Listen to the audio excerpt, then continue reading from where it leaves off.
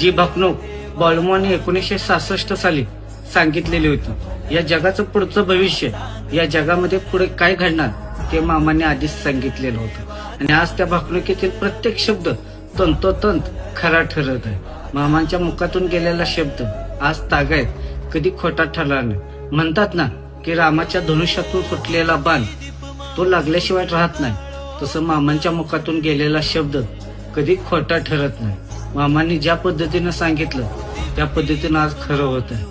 लोक माणूस माणसाला खायला लागला, गोरगरीब लोकांना जगणं मुश्किल झालंय, महागाईचा भस्मासूर सुटलाय.